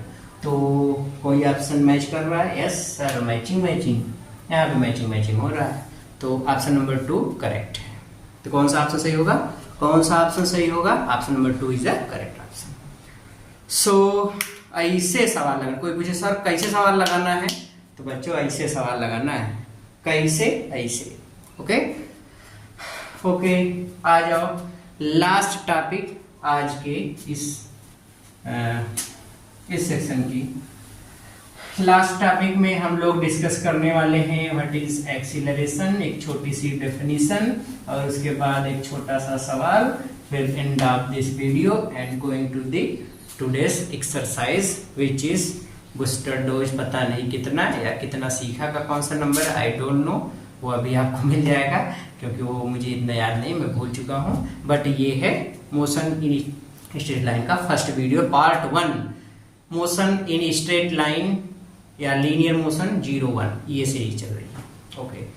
टाइम वेस्ट ना करते क्योंकि लेक्चर बहुत लंबा होता जा रहा है, बट इंटरेस्टिंग, ठीक है, लेक्चर लंबा हो डजंट मैटर, इंटरेस्टिंग होना चाहिए और समझ में आना चाहिए, तो समझ में आ रहा होगा आई होप, अगर आ रहा है तो सब लोग जल्दी से यस कमेंट करके, तो हम जस्ट फीलिंग हैप्पी ओके। तो आ जाओ देखते हैं, अगली हेडिंग हम लोग लगाते हैं त्वरण, जिसको हम लोग बोलते हैं acceleration. What is acceleration, acceleration is the rate of change in velocity, rate of change of velocity is known as acceleration. किसी गतिशील वस्तु द्वारा या किसी गतिशील वस्तु के वेग परिवर्तन की समय दर को त्वरण कहते हैं। मतलब हम त्वरण को ऐसे फार्मूले से दिखाएंगे, त्वरण को ए से दिखाते हैं, acceleration is equals delta we upon delta T, delta we upon delta T क्या दिखाता है, rate of change in velocity, तो वेग में परिवर्तन की दर है और उसी को हम बोलते हैं एक्सेलरेशन। सो एक्सेलरेशन क्या होता है, वेग परिवर्तन की समय दर, और इसका formula a equals delta v by delta t, acceleration is a vector quantity, so a equals delta v by delta t and its unit, it has unit metre per second square, this is its SI unit, and instantaneous acceleration, जिसको तात्क्षणिक त्वरण कहते हैं या calculus form of acceleration बोलते हैं, उसको हम लोग दिखाते हैं D D T of V, इसे दिखाते हैं D D T of V, okay. तो ये होता है बच्चों क्या चीज, इंस्टैंटेनियस एक्सेलरेशन, मतलब delta T is tending to 0, जब समयांतराल बहुत सूक्ष्म होता है तो उस समय वस्तु के त्वरण की गणना अगर करते हैं तो जो त्वरण मिलता है उसको हम बोलते हैं तात्क्षणिक त्वरण या इंस्टैंटेनियस वेलोसिटी, सॉरी एक्सेलरेशन। तो ये होता है a बराबर D D T of V. जाते जाते एक सवाल छोटा सा लेके कहानी खत्म करते हैं, ये होता है ओवरऑल, ये होता है। हम जब नेक्स्ट वीडियो में आएंगे तो एक्सेलरेशन के साथ यही भी टाइप्स ऑफ एक्सेलरेशन वगैरह वगैरह वगैरह भी बड़ी चीजें हैं इसमें, एवरेज एक्सेलरेशन वगैरह बहुत कुछ पढ़ना है। तो इसके पहले इसी पे हम एक छोटा सा सवाल लेके यहीं पे द एंड करते हैं और इस पे सवाल लिखते हैं कैलकुलस वाले पे। देखो how we calculate the velocity and the acceleration if equation is given on displacement in the terms of t या in the term of s, time का इक्वेशन दे सकता है। मान लो हमसे ये कहा गया कि कोई एक वस्तु है उसका समय वस्तु के विस्थापन के साथ बदल रहा है and t equals S cube plus 2s plus 1 इस इक्वेशन के अकॉर्डिंग उसका जो है ये टाइम जो है इसके अकॉर्डिंग चेंज हो रहा है। यहाँ पे आपसे कहा दिया गया S is in metre, S जो है वो मीटर में है और जो टाइम है वो सेकंड में है। आपसे कहा गया find the velocity, find the retardation, retardation of object. आपसे क्या चीज कहा गया, पहले ध्यान से सुनो। एक ऑब्जेक्ट है उसका टाइम डिस्प्लेसमेंट पे डिपेंड करता है, डिस्प्लेसमेंट जिसी से चेंज हो रहा है टाइम चेंज होता जाएगा। इस इक्वेशन में डिस्प्लेसमेंट मीटर में है, टाइम सेकंड में भी है, सेकंड में है। कहा गया बताओ कण का, इसमें आपसे कहा गया बताओ कण का रिटार्डेशन या अवमंदन त्वरण कितना होगा। अवमंदन मतलब मंदन ज्ञात करो, मंदन का मतलब होता है एक्सीलरेशन, रिटार्डेशन मतलब मंदन होता है, मंदन का मतलब होता है ऋणात्मक त्वरण। एक्सीलरेशन, मंदन का मतलब आप क्या समझोगे, त्वरण, एक्सीलरेशन है। ओके, हमको ओवरऑल एक्सीलरेशन फाइंड आउट करने के लिए कहा गया है। Let me give you option one. पहला ऑप्शन हम इसका दे देते हैं। पहला ऑप्शन है बच्चों क्या चीज है, 3s स्क्वायर अपान में आपको दे दिया गया है 3s स्क्वायर अपान में यहाँ पे दे दिया गया है सपोज 5। दूसरा दे दिया गया है 3s square into 3s square plus 2s plus 1 का होल स्क्वायर। फिर तीसरा दे दिया गया है 3s स्क्वायर अपान 7। फिर d दे दिया गया है none of these, none of these, इनमें से कौन नहीं। कैसे सवाल लगाएंगे, कैसे सवाल लगाएंगे, आ जाओ देखते हैं कैसे सवाल लगाएंगे। सबसे पहले हम वेलोसिटी फाइंड करते हैं। वेलोसिटी का formula d dt of s होता है। तो यहाँ पे t के सापेक्ष अवकलन करेंगे तो यहाँ पे t का मान रखेंगे तो नीचे चला आएगा, मतलब ये चीज। तो जब s के टर्म में दिया जाएगा तो हम क्या करेंगे, इसको उलट लेंगे, इसको उलट लेंगे तो ये हो जाएगा d ds ऑफ t। तो अब यहाँ पे t की वैल्यू पुटअप कर लो, 1/v इक्वल्स t की वैल्यू पुटअप करेंगे तो d dt of d ds of t की वैल्यू किसके बराबर है, s cube plus 2s plus 1। So this is 3s square plus 2, ये हो जाएगा 1/v। सो v इक्वल्स, अच्छा 1/v इक्वल्स इतना मिल रहा है। इसको आप एक इक्वेशन मान लो यहीं पे, या यहाँ से v की वैल्यू निकालेंगे तो 1/3s स्क्वायर प्लस 2 इतना मिलेगा। इसको हम ऐसे भी लिख सकते हैं 3s स्क्वायर प्लस 2 की power -1। We can write like this. Okay, ये हो जाएगा। अब यहाँ पे लगाते हैं जो जगह यहाँ बचा है, इंट मतलब इस साइड में we are trying to speak in English, कोशिश कर रहे हैं, एक दिन सफल होंगे। वो कहते हैं ना, जो लोगों को लग रहा है कि नहीं हो सकता वही तो करना है, अपन को वही तो करना है जो लोगों को लगता है कि नहीं हो सकता। ठीक है, देखते हैं। अब यहाँ पे हम एक्सीलरेशन, चूंकि अवमंदन पूछा गया, रिटार्डेशन का मतलब होता है एक्सीलरेशन, तो d dt of v, putting the value of v, v की वैल्यू पुटअप कर लो, v की वैल्यू पुटअप करोगे तो ये कितना हो जाएगा d dt। अच्छा, यहाँ पे तो t के और यहाँ यस है तो यस के टर्म में किया नहीं जा सकता, तो इसके लिए भी ये स्टेप समझ लो। अगर ऐसे सवाल, अगर टाइम यस के टर्म में दिया, मतलब t दिया है यस के टर्म में, तो एक्सेलरेशन कैसे फाइंड आउट करोगे, इसका तरीका देख लो। यहाँ तक पहला पूरा स्टेप करना है। दूसरे वाले स्टेप में इसको a का फार्मूला ये होता है, आप क्या करो, इसी में ऊपर नीचे ds से मल्टीप्लाई कर लो। ds से मल्टीप्लाई करने के बाद इसको आप ऐसे लिखो d ds ऑफ v, मतलब इस दोनों टर्म को एक साथ लिख लो, d इस दोनों टर्म को एक साथ लिख लो। ओके, और d dt ऑफ s को एक साथ लिखो, तो d dt ऑफ s इसको एक साथ लिखो। अब देखो मैं इसको ऐसे लिख सकता हूँ d ds of v into d dt of s को हम क्या बोलते हैं, v वेलोसिटी बोलते हैं। तो v पहले कर लो, ds ऑफ v की वैल्यू कितनी मिली है, v की वैल्यू यहाँ से रख दो, ये वाला मनवा जो यहाँ पे मिला हुआ है, v का मान कितना मिला है 3s² प्लस 2 की पावर -1।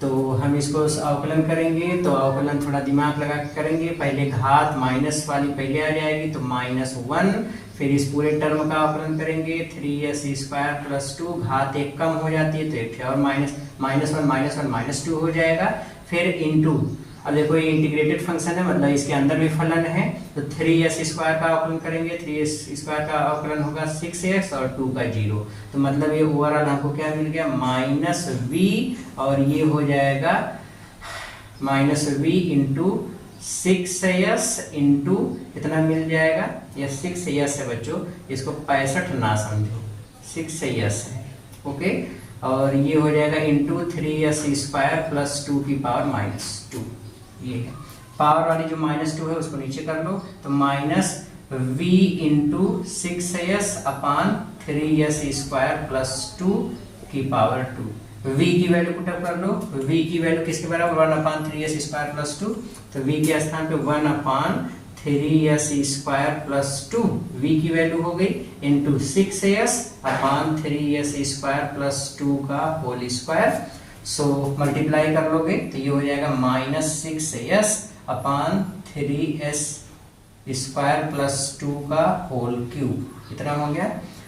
तो ये चीज मिल गया एक्सीलरेशन जो हमको लास्ट में इतना मिल रहा है, माइनस चिन्ह बता रहा है, मंदन हो रहा है मतलब त्वरण माइनस में है, 6x अपॉन इतना मिलेगा, ये एक्सीलरेशन हुआ।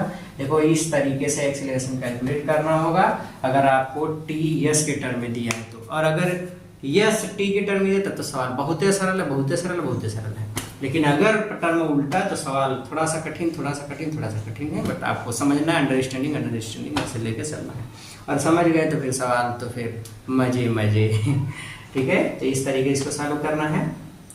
कौन सा ऑप्शन सही मिला, सब में बेवकूफ बनाया, none of this, option number 4 is the correct option, okay. तो इस तरीके से क्वेश्चन लगाना था। टाइम बहुत ज़्यादा, आज का लेक्चर थ्योरी क्लास ही घंटे भर की हो गई होगी आई थिंक, और अब हम लोगों को चलना है न्यूमेरिकल वाले पे। तो बच्चों आज की टॉपिक शुरू करने से पहले ही आप ये जान जाओ कि थोड़ा सा लेक्चर लंबा चलने वाला। अब से जितने भी लेक्चर आपको मिलेंगे आप ये मान के चलेंगे, अगर 7 बजे से क्लास शुरू हो रही तो इसका मतलब नहीं 7 बजे से क्लास शुरू होगी बस 7 बजे 8 बजे तक चलेगी, नहीं, 8:30 या लगातार 2 घंटे तक की क्लास हो सकती है। थोड़ा मैराथन क्लासेस भी चल सकती हैं, क्योंकि टाइम बहुत मैटर कर रहा है और हमको कोर्स पूरा कवर करना है इसी 2-4 महीने के अंदर में, इसलिए थोड़ी सी लंबी, बट आप बने रहो, आपको सीखने के लिए जरूर मिलेगा, बहुत अच्छे से मिलेगा, बहुत कुछ सीख के जाएंगे यहाँ से, लेकिन उसके लिए आपको रेगुलर कंटिन्यू रूप से बने रहना होगा। तो ठीक है, टाइम वेस्ट ना करते हुए सीधे चलते हैं अपने एक्सरसाइज वाले पैटर्न पे या एक्सरसाइज वाले टॉपिक पे। तो मिलते हैं कल के नेक्स्ट लाइव क्लास में, तब तक के लिए पढ़ते रहिए, मेहनत करते रहिए, तब तक के लिए all the very very very very very best. Hello बच्चों, तो स्टार्ट करते हैं आज का प्रैक्टिस सेट।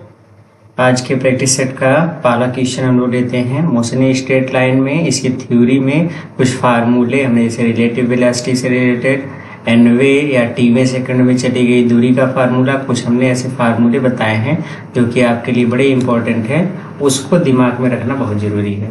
और इस चैप्टर में कॉन्सेप्ट ही सब कुछ है और सब कुछ ही कॉन्सेप्ट है, तो आपको कॉन्सेप्ट पता होना चाहिए। ओके, देखते हैं पहला क्वेश्चन क्या कहा गया है। क्वेश्चन नंबर 1 है 4 person A, B, C and D initially at the corner of a square of side length D. If every person start moving with same speed V such that each one faces the other person diagonally opposite to him, always the person will meet after time. हमसे question में कहा गया कि एक कोई, हमसे question में ये कहा गया बच्चों कि मान लीजिए कि ये कोई एक डायगोनल है, मतलब ये कोई रास्ता है, लेट मी इरेज इट। हमसे क्वेश्चन में क्या चीज कहा गया है, हम उस पे चलते हैं। अब देखते हैं, मान लो कि हमसे ये कहा गया कि एक कोई ये स्क्वायर, एक कोई ऐसे कोई एक रास्ता है, यहाँ पे इसके कॉर्नर्स पे 4 लोग हैं, 4 आदमी हैं, एक आदमी है ए, एक है बी, एक है सी और एक है डी। सब चलना शुरू करते हैं और सब जैसे डी बी की ओर चल रहा है, बी डी की ओर, ए सी की ओर चल रहा है, सी ए की ओर। सबके जो फेस हैं ये डायगोनली अपोजिट है, मतलब एक दूसरे के विपरीत दिशा में से चल रहे हैं और सबकी स्पीड भी है। और ये जो वर्ग है इसकी भुजा है डी।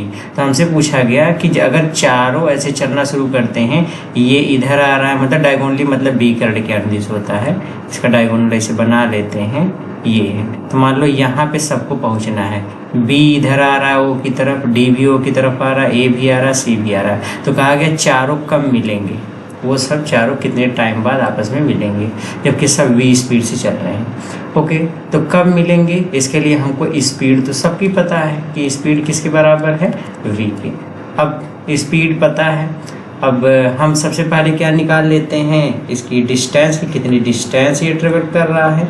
तो डिस्टेंस कितनी ट्रेवल करेगा, देखो ये वर्ग की एक भुजा की लेंथ है डी, ये वाली भुजा की भी लेंथ है डी, तो इसके विकर्ण की लंबाई कितनी होगी। देखो ए डी सी एक समकोण त्रिभुज है, समकोण त्रिभुज में एक कर्ण बनेगा, कर्ण बराबर करड़ी में लंब का स्क्वायर प्लस आधार का square, D square plus D square, मतलब डी बाहर आ जाएगा, कितना मिलेगा, डी अंडर रूट 2। तो टोटल डिस्टेंस कितनी हो जाएगी, डी अंडर रूट 2।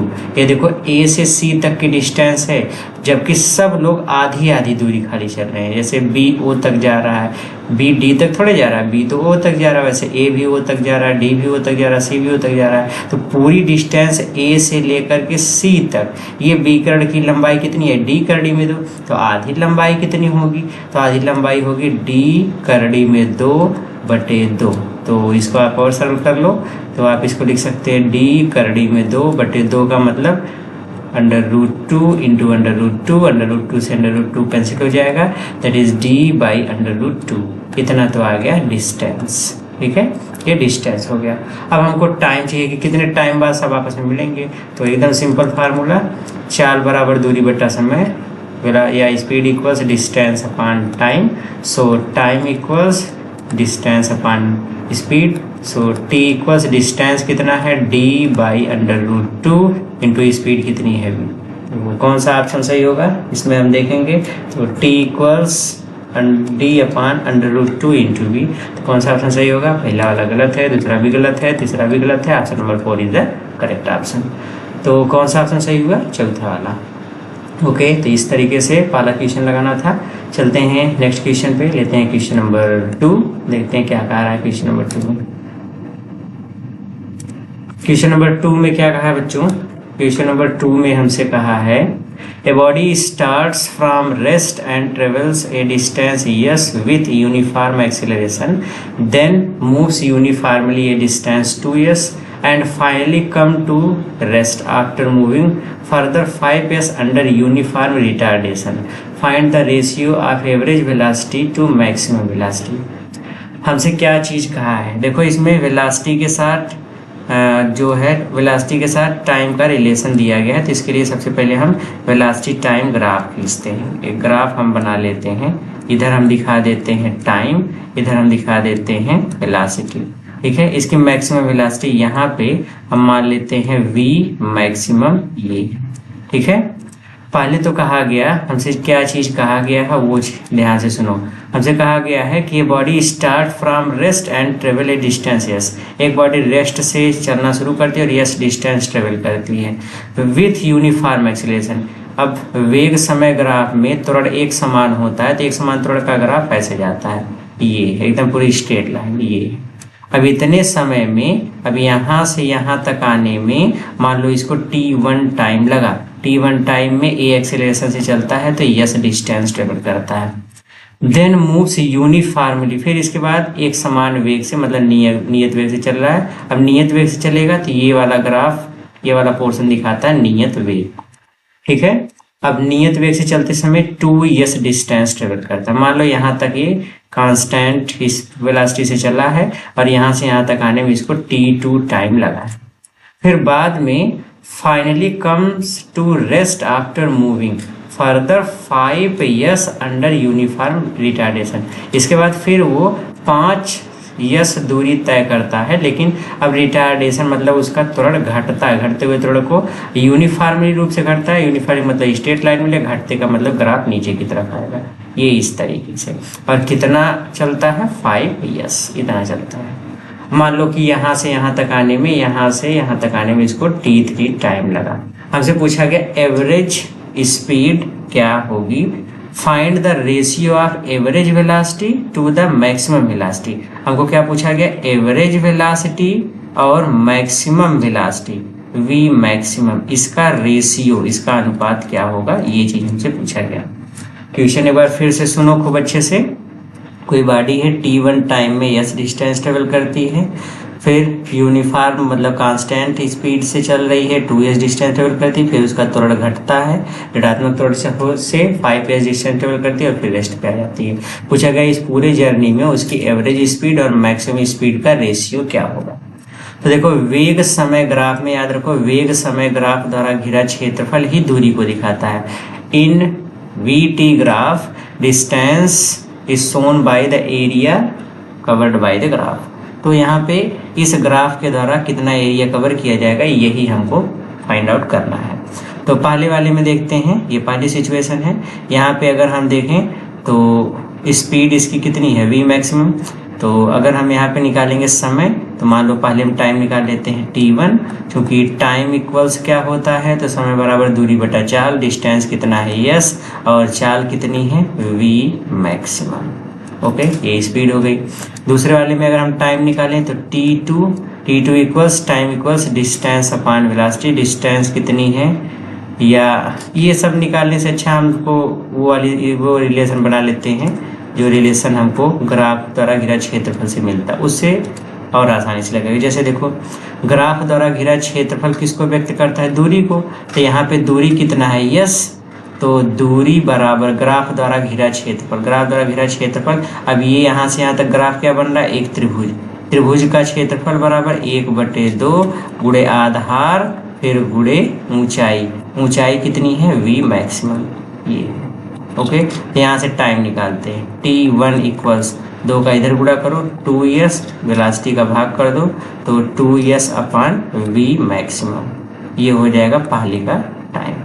दूसरे वाले में देखें तो दूसरे वाले में ग्राफ द्वारा घिरा क्षेत्रफल दूरी को व्यक्त करता है। दूसरे वाले में दूरी कितनी है 2s बराबर ग्राफ द्वारा घिरा क्षेत्रफल, ग्राफ क्या है आयत, आयत का क्षेत्रफल लंबाई गुणे चौड़ाई, तो लंबाई इसकी कितनी है t2 और फिर गुणे चौड़ाई इसकी मतलब ऊंचाई किसके बराबर है v मैक्सिमम, तो ये हो जाएगा v मैक्सिमम।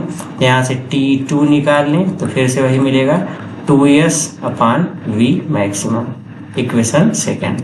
ओके, तो 2 में तो हमने जैसे बनाया, तीसरे में भी फिर से दूरी निकालना, फिर से क्षेत्रफल निकालो, तो दूरी कितना है 5s, दूरी बराबर इसका क्षेत्रफल, तो क्षेत्रफल क्या है त्रिभुज बन रहा है, 1/2 गुणे आधार t3 फिर गुणे ऊंचाई फिर से v मैक्सिमम। तो यहाँ से t3 निकालें तो t3 इक्वल्स 2 का इधर गुणा करो 2 × 5 = 10 मतलब 10s अपॉन v मैक्सिमम, ये हो गया इक्वेशन थर्ड। तो हम सबसे पहले निकाल ले टोटल टाइम, तो टोटल टाइम किसके बराबर होगा t1 + t2 + t3, t1 कितना है 2s अपॉन v मैक्सिमम, फिर प्लस t2 कितना है 2s अपॉन v मैक्सिमम, फिर प्लस t3 कितना है 10s अपॉन v मैक्सिमम, सबको ऐड कर दो तो v maximum is the LCM and 2s 10s that is 14s। तो ये हो जाएगा टोटल टाइम। अब हमको एवरेज स्पीड चाहिए, तो v एवरेज, एवरेज स्पीड क्या होता है total distance upon total time. तो टोटल डिस्टेंस कितना ट्रेवल किया रहा है s + 2s + 5s, 5 2 7 7 और 1 8s। टोटल डिस्टेंस कितनी चली गई s + 2s + 5s, तो कुल दूरी बटा कुल समय बराबर कुल चाल, औसत चाल होता है, औसत चाल बराबर कुल दूरी बटा कुल समय। तो औसत चाल में कुल दूरी कितना मिल रहा है s + 2s + 5s that is 8s divide by total time कितना है 14s और अपान में कितना है v मैक्सिमम। तो v मैक्सिमम ऊपर चला जाएगा, s से s कट जाएगा और 2 से 2 4 8 2 7 14, v मैक्सिमम ऊपर चला जाएगा।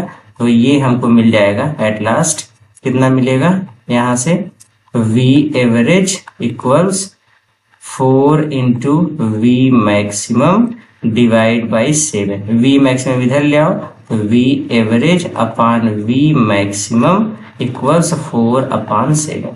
तो हमसे यही चीज पूछा गया था, वी एवरेज और वी मैक्सिमम का रेशियो कितना होगा, 4/7। तो कौन सा ऑप्शन सही होगा, ऑप्शन 1 इज द करेक्ट और बाकी सब गलत है। ओके, तो इस तरीके से इस क्वेश्चन को सॉल्व करना था।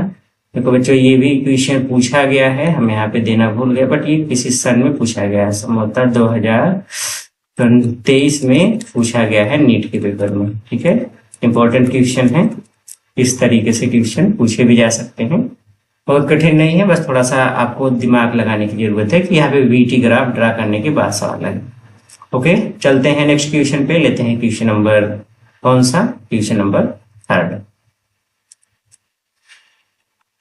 क्वेश्चन नंबर 3 क्या कहा है, क्वेश्चन नंबर 3 कहा है, a bird is tossing fly to and fro between two cars moving towards each other on a straight road.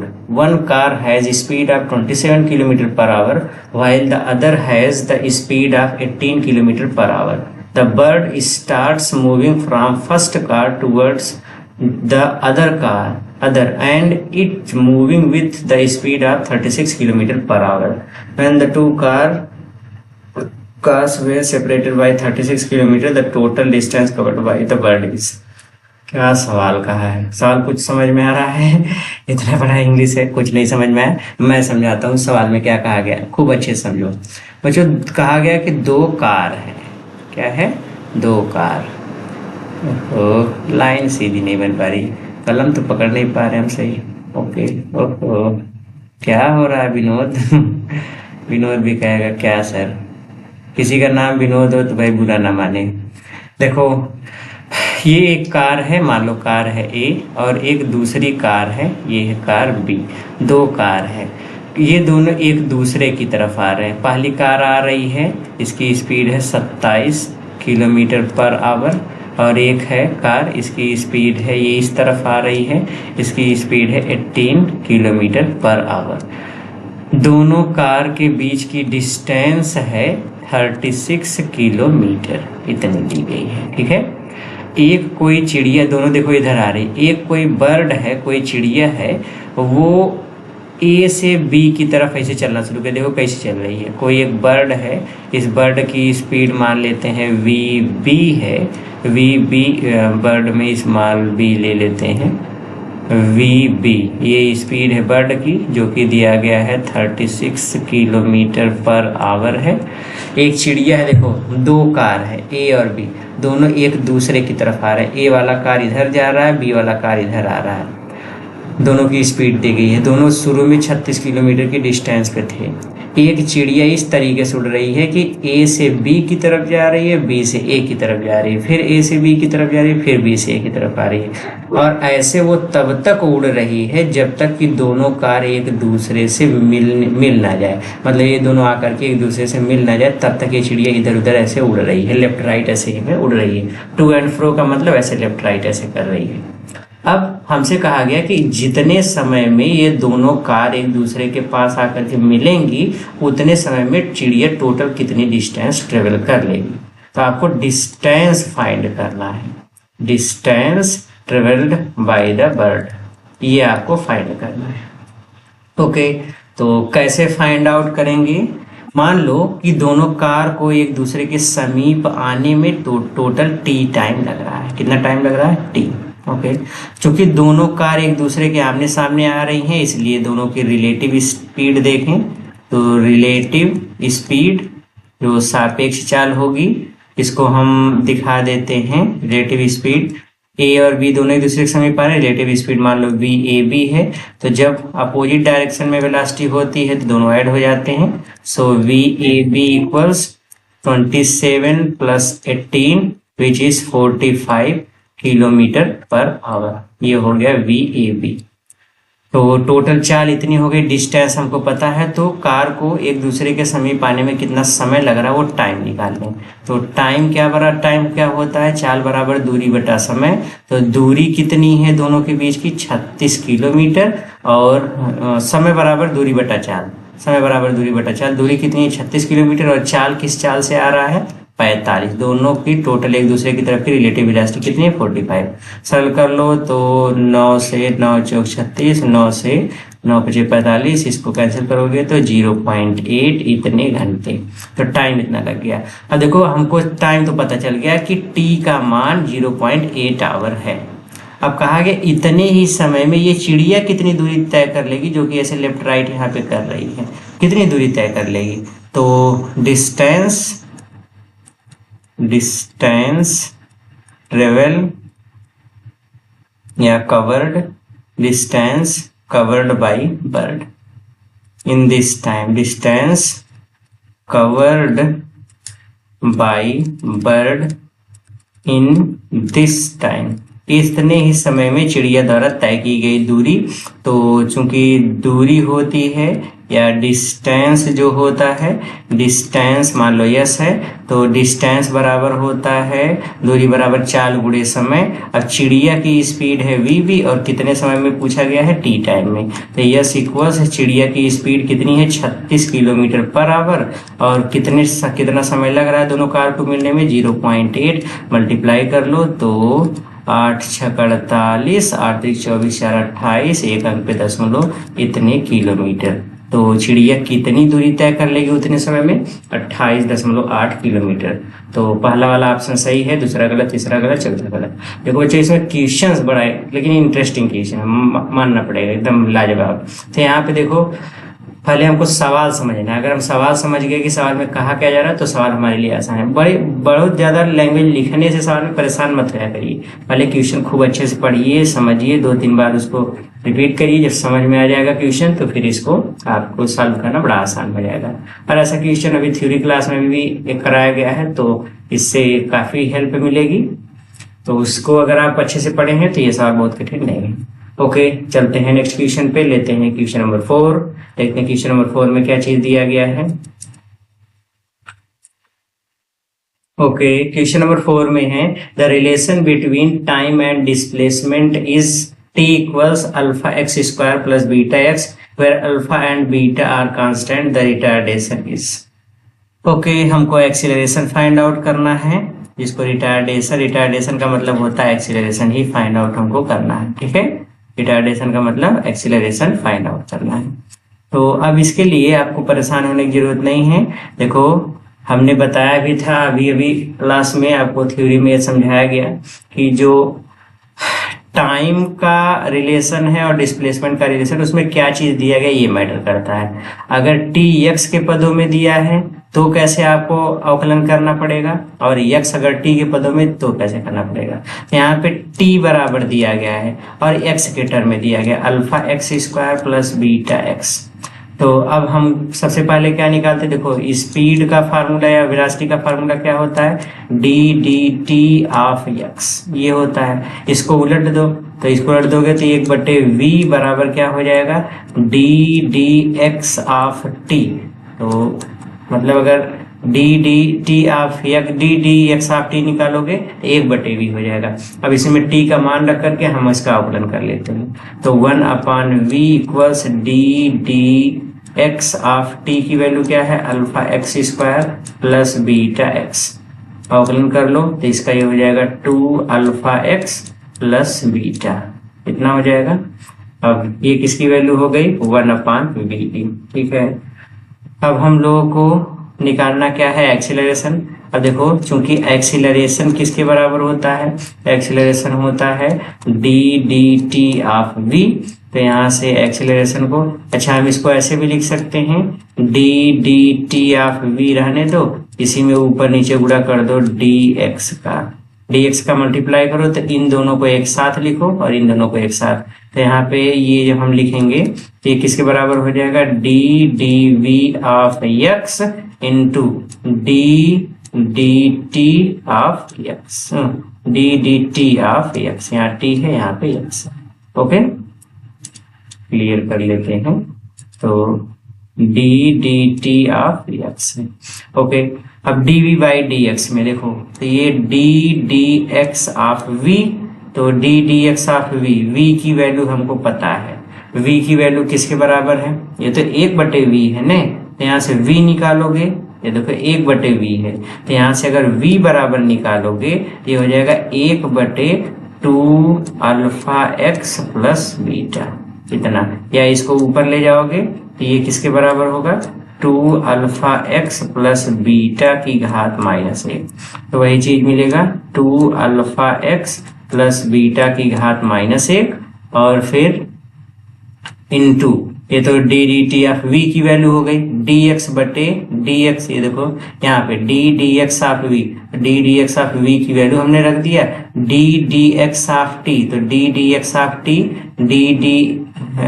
dt of x, dt of x किसके बराबर है, v के, तो इसके स्थान पे v लिख देते हैं, कंफ्यूज नहीं होंगे। फिर से यहाँ से देख लो dx of v into dt of x, तो dx ऑफ v की वैल्यू रख दिया, तो dx ऑफ v की वैल्यू हो गई इंटू dt ऑफ x, तो यहाँ से देखो dt ऑफ x का मान किसके बराबर है, v के, तो इसके स्थान पे हम क्या लिख लेंगे, v, तो इसके स्थान पे v हो गया।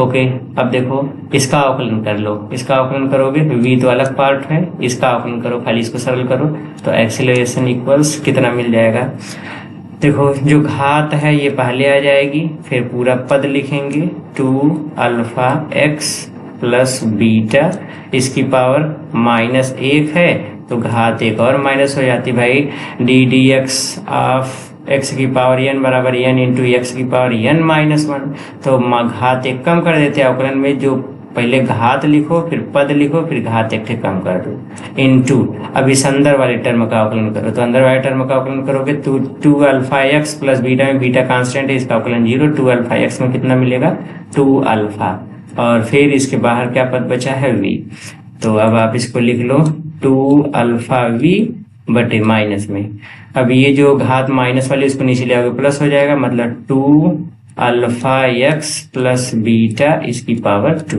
भाई ऊपर होता -2 नीचे आ गया तो इतना हो गया।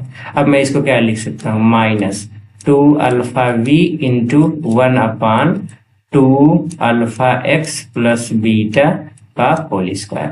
अब देखो किसकी वैल्यू है ये, v बराबर 1/2 एक्स अल्फा प्लस बीटा, तो 1 इसको आप यहाँ स्क्वायर ना लिख करके आप इसका ये लिख सकते हो, यहाँ स्क्वायर हटा करके आप ऐसे लिख सकते हो इस पूरे का होल स्क्वायर, ऐसे लिख सकते हो। तो यहाँ पे देखो 1/2 x alpha plus beta, 1/2 x alpha plus beta, ये 1/2 एक्स अल्फा प्लस बीटा किसका मान है, v का, तो इसके स्थान पे हम क्या लिख सकते हैं, v, तो ये हो जाएगा -2 एक्स वी इंटू इस पूरे के स्थान पे v, तो v स्क्वायर, v का गुणा कर दोगे -2 अल्फा इंटू v का घात 3, v की घात 3। यहाँ पे माइनस चिन्ह बता रहा है अवमंदन को या रिटार्डेशन को, तो ये रिटार्डेशन है बच्चों, तो कौन सा ऑप्शन सही होगा, 2 अल्फा v की पावर 3, तो 2 अल्फा v की power 3 is the correct option. Option 1 सही है, सेकंड गलत है, थर्ड गलत है, फोर्थ गलत है। ओके, तो इस तरीके से इस क्वेश्चन को लेना था। आइए चलते हैं नेक्स्ट क्वेश्चन पे, क्या है नेक्स्ट क्वेश्चन है, ये a vehicle travel half the distance with speed theta and the remaining distance with speed 2 theta, its average speed is. हमसे क्या चीज कहा गया, हमसे कहा गया कि कोई एक व्हीकल मतलब वाहन है, वो कोई डिस्टेंस है, कोई डिस्टेंस थी, मान लो ये डिस्टेंस है 2 पॉइंट के बीच की x है, इसमें से आधी दूरी को मतलब x/2 डिस्टेंस को ट्रेवल करता है with the speed of theta speed से आधी दूरी को तय करता है। शेष जो आधी दूरी एंड द रिमेनिंग डिस्टेंस, जो आधी दूरी बच रही है, ये वाली जो x/2 डिस्टेंस बच रही है, इस डिस्टेंस को ट्रेवल करता है 2 थीटा स्पीड से। किस स्पीड से ट्रेवल करता है, 2 थीटा स्पीड से। तो पूछा गया एवरेज स्पीड इसकी बताओ। मान लो आधी दूरी तय करने में t1 टाइम लगा, शेष को तय करने में t2 टाइम लग रहा है। ये भी क्वेश्चन पूछा गया है, अभी पिछले ही साल पूछा गया था, नीट 2013 का क्वेश्चन है। ओके, तो यहाँ पे हम आते हैं, मान लो यहाँ t1 टाइम लगा, यहाँ t2 टाइम लगा, तो हम टोटल टाइम निकाल लें। तो total time t equals t1 plus t2। t1 तो कि समय बराबर दूरी बटा चाल होता है, तो दूरी कितना है x/2 इंटू चाल कितनी है थीटा। फिर नेक्स्ट में t2 तो दूरी है x/2 इंटू चाल कितनी है 2 थीटा, दोनों का एलसीएम ले लो 2 थीटा, 2 इंटू 2 थीटा मतलब 4 थीटा, यहाँ से इसे भाग करोगे 2 का ऊपर गुणा कर दोगे 2x plus x, that means 3x/4 theta, ये हो जाएगा टोटल टाइम। अब देखो एवरेज स्पीड क्या होता है, v average equals total distance upon total time. So v average equals total distance किसके बराबर है, तो यहाँ से यहाँ तक की, मान लो ये a है ये b है, तो a से b तक की टोटल डिस्टेंस कितनी थी x, तो total distance x upon total time कितना आया 3x/4 थीटा, तो x से x मर गया, ये ऊपर चला जाएगा, तो VAV equals 4 theta upon, okay. तो कितनी एवरेज स्पीड आ गई 4 थीटा अपॉन 3। कौन सा ऑप्शन सही है, option number 4 is the correct option, okay. तो इस तरीके से इस क्वेश्चन को सॉल्व करना था। आ जाइए चलते हैं लास्ट क्वेश्चन पे, इस वीडियो के लास्ट क्वेश्चन क्या है इसका, question number 7, the ratio of the distance traveled by a freely falling body in the first, second, third and fourth second। कोई एक बॉडी है वो फ्री रूप से ऐसे नीचे गिर रही है, ये फ्री गिर रही है, शुरू में यू स्पीड मतलब विराम में थी, अब नीचे गिरना शुरू की, तो बताया कहा गया पहले सेकंड में कितनी दूरी तय की गई, दूसरे में, तीसरे में, चौथे में। तो जो तय की गई दूरी है उन दूरियों का आपस में अनुपात क्या होगा, मान लो फर्स्ट वाले सेकंड में तय चली गई दूरी s1 है, सेकंड वाले समय में चली गई दूरी s2, थर्ड वाले में s3 डिस्टेंस ट्रेवल हो रहा है, एंड फोर्थ सेकंड में चली गई दूरी s4 है। तो हमको 90वें सेकंड में तय की गई दूरी पता है, या टीवें सेकंड में तय की गई दूरी, तो टीवें सेकंड में चली गई दूरी, तो चली गई दूरी का फार्मूला पता है, क्या होता है st equals u plus 1/2 2t minus 1, ये होता है टीवें सेकंड में चली गई दूरी।